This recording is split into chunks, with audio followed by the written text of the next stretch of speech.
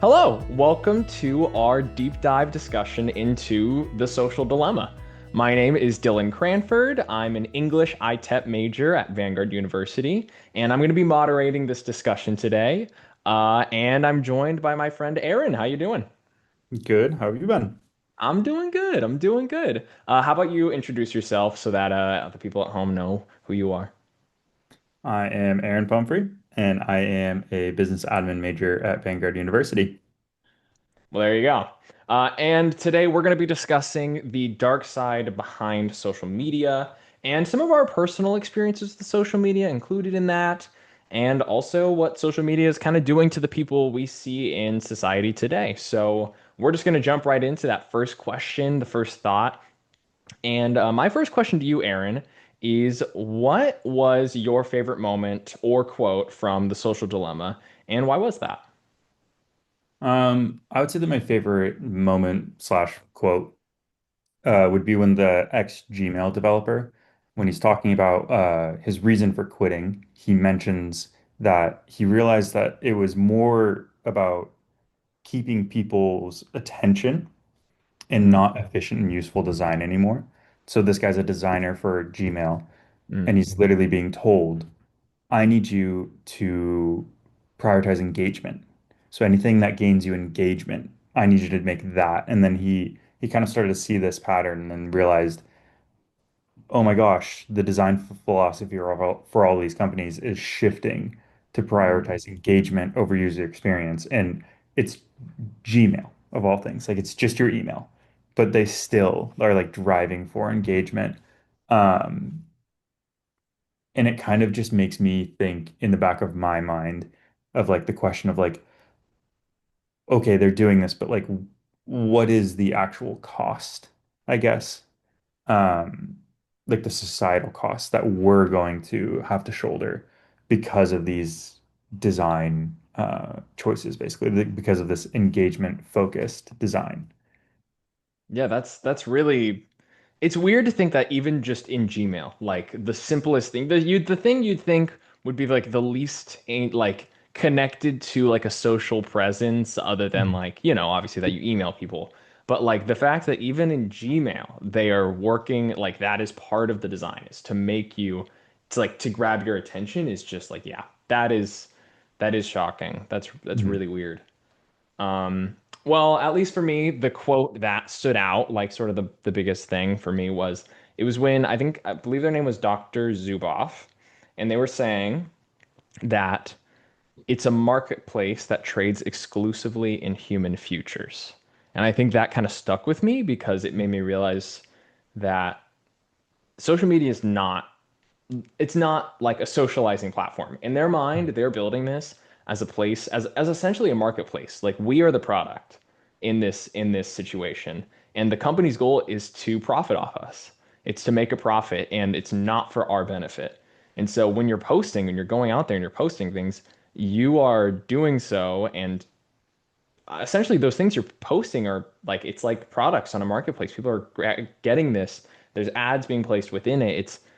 It's essentially we're just giving our information out freely to people and they can do whatever they want with it and then the app gets to profit off of it. So it's like this cycle of we make these bad decisions and then people get to profit off of it and the company is actually making money off of it. So it's just really weird. When you think about it in that way, it's really fascinating. Yeah. The idea of like, if you cannot identify the product, then you probably are the product. It's Exactly. just Oh, yeah. it's a tough that's like a tough thing to come to terms with when you think of it. Yeah, seriously.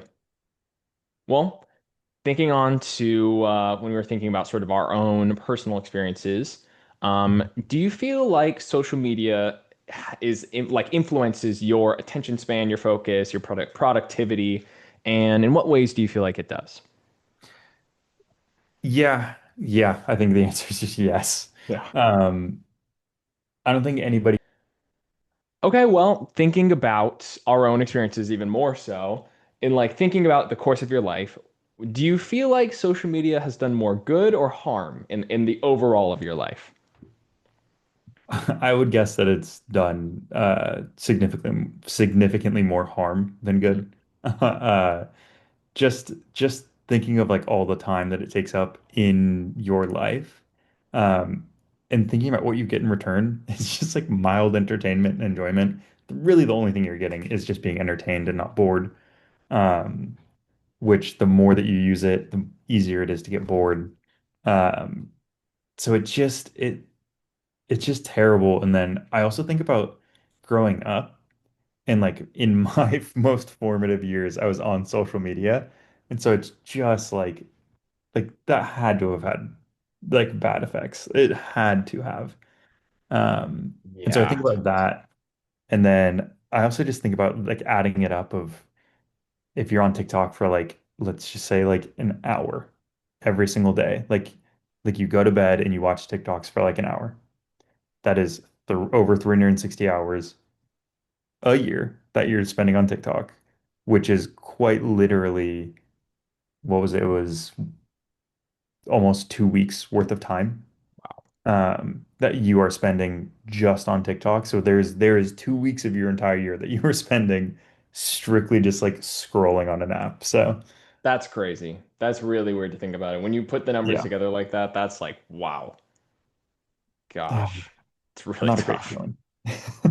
Yeah, and also what you said about being a kid and doing it, and like I would agree. I think I had similar experiences where I just like I watched tons of YouTube when I was a kid, and I didn't even think about the repercussions of what that was gonna have on my life because I just didn't even know better. So I think it's just, yeah, it's sad, and I would agree. I would say it definitely does more harm for sure. Mhm. Like I think there's no doubt that it's done more harm in my life than good.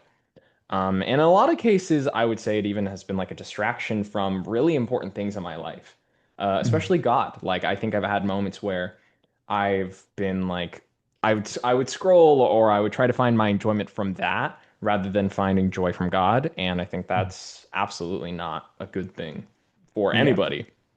yeah. And I personally never engaged with like the aspect of like sharing my life on Instagram or things like that. Like that was not really my own experience with social media, Mhm. but I know plenty of people that have. And I like thinking about it and how they talk about it. I think a lot of like just hearing people around me, a lot of people talk about that as in a negative light and realize that like and regret posting a lot of things that they posted about themselves at such a young age. So I definitely think that like overall, like even from people outside of myself, I definitely have heard a resounding negative opinion on the effects of social media. Yeah, yeah. And I like what you said about the when you're talking about the spiritual life of it, of like, or it not the spiritual life, it affecting your spiritual life. Yeah, Um, I mean, it is an idol and it can't be people's gods for sure. exactly. Um, but the idea of it affecting that, and it's just like the like there's always this emphasis throughout the Bible of oh, when you get satisfaction from like worldly things, it's always like this fleeting thing. And the only kind of permanent satisfaction that you gain is through like your relationship with God, pretty much. And Hmm. like or things that are like like the list is short basically, and it all involves somehow like your walk with the Lord, basically. It's like that's where you get these true satisfying things. Hmm. It's true. And And it's that just social media is the perfect poster child for fleeting joy. exactly. It's like one of like in our times, I think the like leading examples of like what the Bible speaks of as idols. And I think that it's Mhm. like obviously people in the Bible don't aren't like Jesus and like all those people that are talking about idolizing things aren't Mhm. thinking of social media. But I think in our time it is really important to I recognize what the most common Mhm. idols are that we see. And I would Oh yeah. absolutely agree. When you look at it from the perspective of you think about people in the Bible and you're like, how could they have that as an idol? That doesn't make any sense. What do you Right. mean? And then you're just living through it and you're like, ooh, Yeah, yikes. exactly. And then you're like, oh shoot. Literally. Okay, Oh well man. then talking in the aspect of like the use of social media, do Mhm. you think that the responsibility to use social media responsibly, at least, Mhm. lies more with users or with the companies that are making these apps? Um, I think the real answer to it is like both kind of. Mm, one side needs to be honest about the effects of social media, the Mhm. companies obviously, and the other side has to get educated about it. So the other side has to want to and seek out the knowledge to actually get educated on the effects of it. Um, I think that the idea that there are tech companies who are pretty much suppressing these like studies being done on social media that don't like see them in a good light, and they can suppress it on their own platforms legally.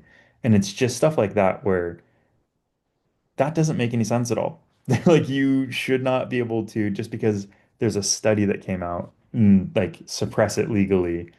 And then it's also, you have to understand the risks, because I mean we talked about this briefly prior, but the how the Social Dilemma was written and produced and released in 2020. So Right. it's probably using data from 2019 to 2016. And like that was just a completely different age of social media than we're in today, even. And I just think of like all of the bot accounts that we have now, and they just spew nothing but divisive content. And so it's just gotten so much worse. And so you could call the social dilemma alarmist, like some people did. Um, Clearly it's not. Clearly it did get worse, and it's getting so much worse every day. So, It literally, um, it's like it's gotten where they were showing it then. It was like it was bad then, and now yeah, it's even worse, and it's yeah, crazy. yeah. Yeah, I would agree with what you were saying that it kind of lies with both and both Mhm. sides of the coin there. Because I think, yeah, I mean, the companies are creating this social media to be addictive. That's like their goal. They want it to be addictive for people. And obviously, that's not beneficial for anybody that's using it. Yeah. But people also have to take like they make the choice to Mhm. use social media. So they're choosing to do that. And of course, there's the addictive element, which makes it easier to constantly use it and to overuse it. But that's still the choice of the person using it. So it's Mhm. this weird like teeter-totter where like the companies are making it addictive, so it makes people want to use it more, but then Mhm. people don't want to take accountability for using it because of the addictive nature. So I think there's a fine line between like recognizing that you need to make your own decision about whether or not you're going to use it, Mhm. and also the companies doing better and not making it so that people are easily falling into this addictive nature.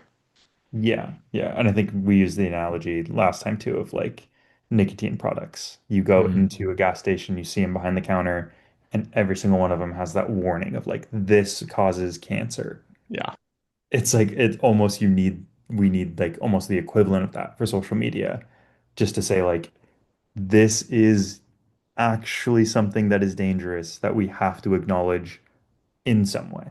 absolutely. Yeah, it's something that it's like there needs to be some sort of warning because without the warning, it's like that is like something where it's like they put that warning there because of all the issues with the addictive nature. So it's like the Mhm. company doesn't have to make it less addictive. They just Yeah, have to put a warning. And so it's yeah. like the question of is like, should they just put a warning? Should they make it less addictive? Mhm. It's really, really What do not you honestly, do? I think that'd be a hard thing. I wouldn't even know what to say to answer Yeah, that, honestly. yeah. But also just considering these negative effects sort of social media we're talking about, like Mhm. addiction, which we just talked about, but also surveillance, the misinformation, and like also general impacts on mental health. Do Mhm. you think that it would make sense for there to be a minimum age requirement to use any of these social media platforms? Yes, I think it's really tough to kind of enforce this. Yeah. Um, but I think that yes, there should be an age. I think but it like personally in my mind, it's like 15 to Mm, 17 because mm, like it's kind of skewed down lower because it's like, well, they already have it now. So like, what are you gonna do? You're gonna just like ban right. people off of it. Um, but maybe it's like a from here on out situation, who knows? Mhm. Um, but it's kind of like it could be something that's enforced by like state law or federal law, but I j- it kind of comes down to it's really more so a parent's job to enforce it. Um, And it's like it's an oh, throw another thing onto like a parent's responsibility. Um, I think it's pretty simple. Just don't let them have it. Don't let them download things on their phone just because. Um, I think that's a pretty simple idea. Uh, but it's also on the other end of it, you could teach courses, like mandatory courses in junior high. That's like it doesn't have to be an entire course, obviously, but like a 4 week little like stint of like their home ec class, basically, Mm. to then say, hey, like this is the real cost of social media. This is what it really does, and this is why like there's all these negative things. So like be careful. And then this also goes back to what was said previously of like the how it's written. So the social dilemma used data prior. It's Yeah. gotten so much worse. And the idea that like there could be a 15-year-old kid who has their photos stolen and someone uses AI to make blackmail of them, and the 15-year-old kid has to experience that full force and potentially have that blackmail then presented online as if it was real, and then all of their friends have to see it as well. It's horrible, really. Yeah. It's really horrible. And honestly, that's why I think one of the things you were talking about that I was like that I've sort of thought about is like because I've like thought about this outside of the context of even like this documentary Mhm. is like if I was a parent and I saw my kid like see like on this social media app, I like and like seeing what people do with it, the information that's being given out, and also knowing that like especially at a young age, like imagine having your child put a bunch of information about their life, pictures of themselves, like out there for anybody to see. That's a horrifying thought. Like as a parent, like as somebody who wants to be a parent, I would never want that for my kids.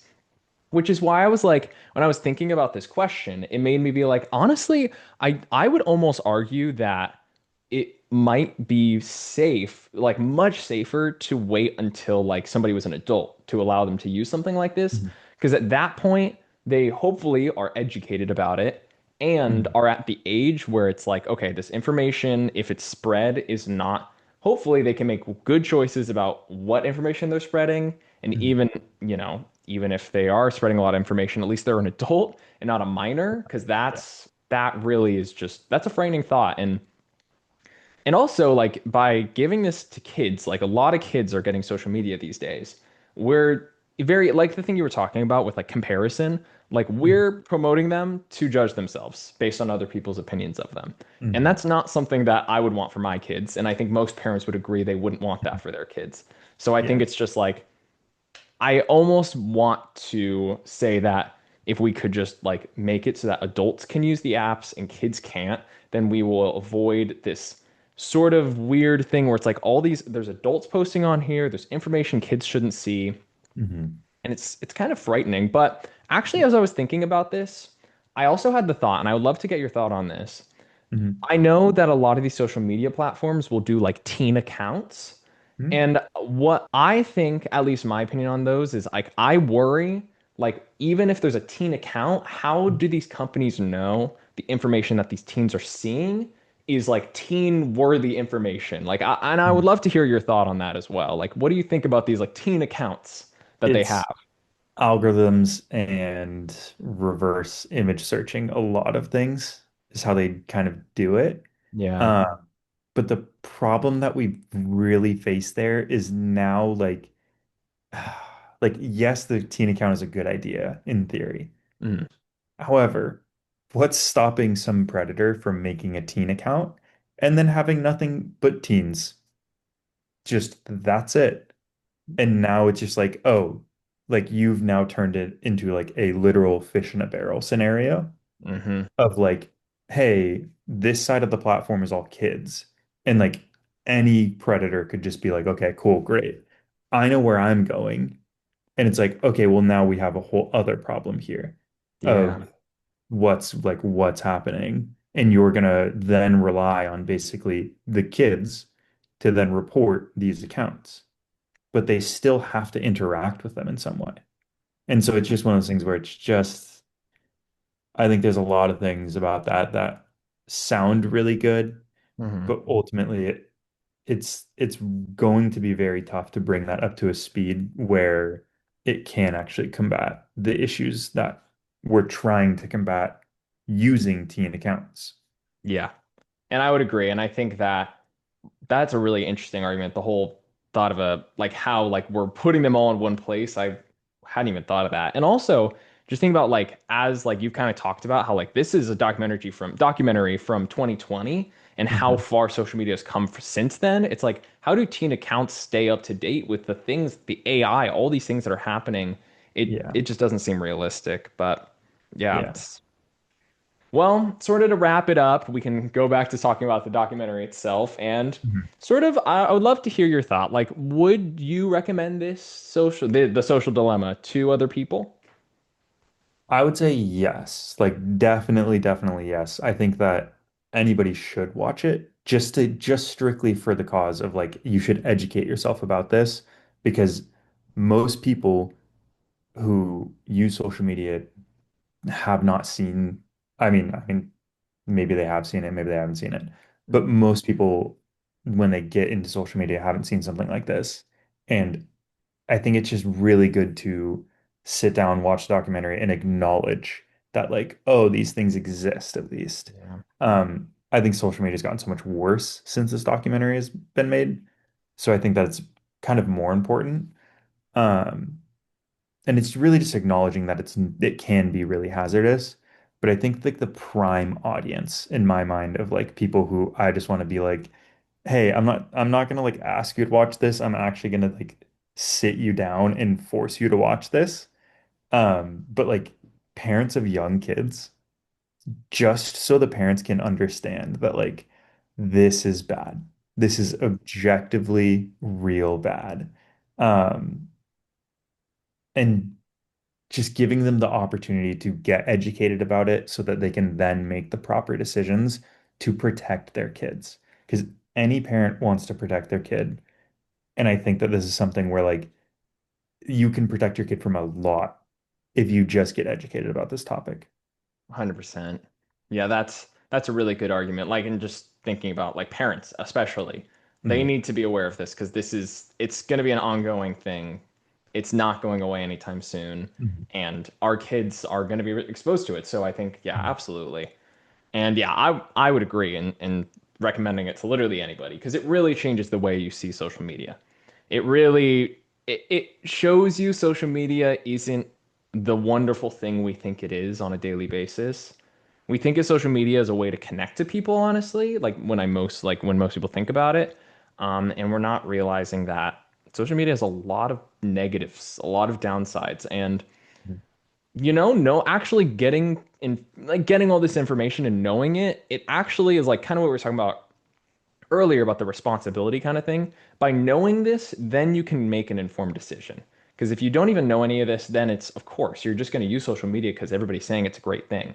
But once Mhm. you realize the darker side to it, it really is like, okay, yeah, now you can make an informed decision and really decide, do I want to involve myself in this? And honestly, I think the reason we often don't talk about the reality of it is that I think most of us realize that it's not a good thing. It's something that is harmful to our Yeah. lives. And by not talking about it, we can just be like, oh, yeah, this is great. We're making connections. It's great. But it's like, actually, we're really harming ourselves. We're really harming our lives and being distracted. And so, yeah, I think it's really good to discuss it. Mhm. Yeah, I definitely agree. I think of like the parents issue. And I just thought of this. My boss, actually, Mm. the head of my department, has a deal with his son that is essentially if you don't have social media for like the entirety of your high school, then the deal was that he would get him a car and pay his car payment until he got social media. And like that idea of like literally bribing your kid with a car payment for like it's whatever used car, but like that idea in my mind, I'm just like, I think that that is money well spent at that point. 100%. That's really funny to hear that. But I mean, sometimes that's if that's what parents have to do. I mean, obviously, I don't know if that's the best strategy, but it's a way of doing it. And so, Whatever you can do, do it. yeah, exactly.